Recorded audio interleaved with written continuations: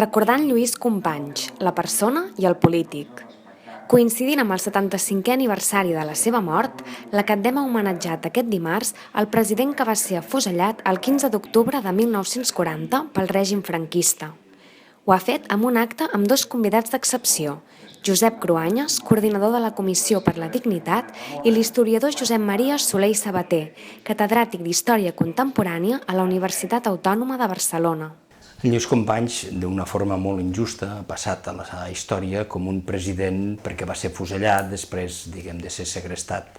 per la policia espanyola en col·laboració amb els nazis. Però el cert és que ell és una persona que en moments molt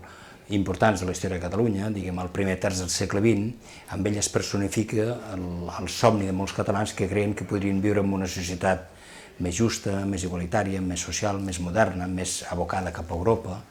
i a més que Catalunya tingués una específica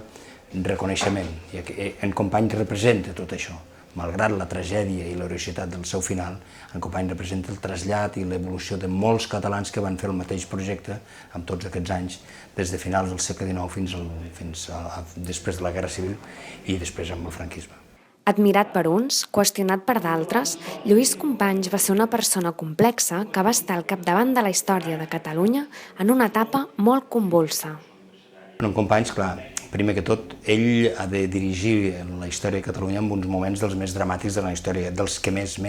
per una raó, perquè clar, nosaltres no solament tenim una guerra civil que encara que ens vingui de fora també es converteix en guerra civil entre catalans i a més amb una de les revolucions més insòlites de la història de la humanitat. Clar, ell en certa forma és el conductor d'aquesta situació. Aleshores, clar, quan la institució no pot, ni el primer que ha de fer un governant, que és assegurar la vida dels seus ciutadans, lògicament tindrà moltes crítiques, això és el primer que ha de fer un governant, assegurar la vida dels ciutadans. Però alhora, ell té unes característiques amb les quals va intentar certes actuacions polítiques que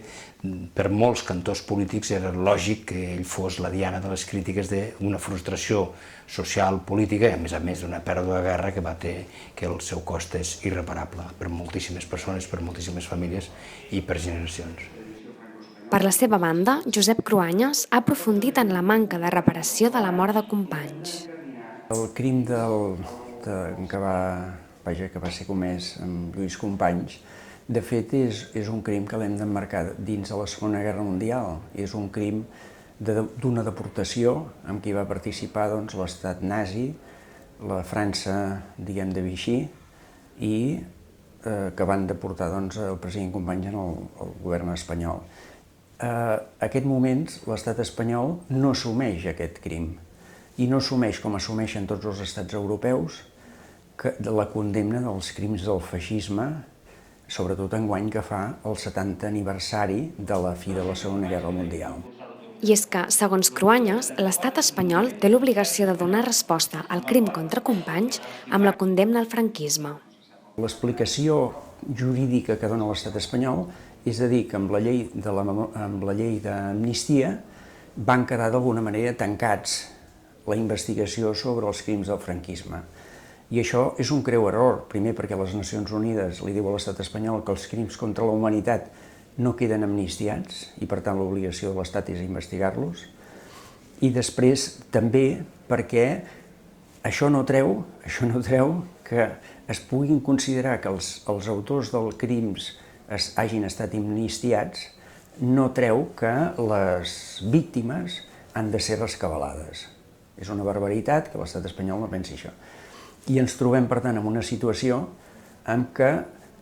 l'estat espanyol mostra una gran deficiència, democràtica, des d'un punt de vista que no ha fet el que fan tots els estats, que és assumir els crims de les dictadures i reparar aquestes víctimes. L'ONU ha requerit a l'estat espanyol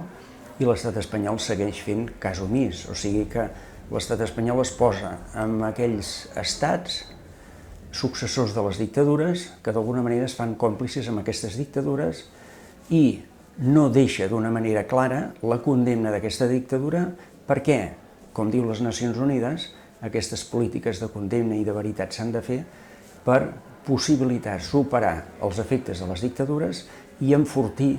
les democràcies, les noves democràcies, perquè aquests fets no puguin tornar a passar.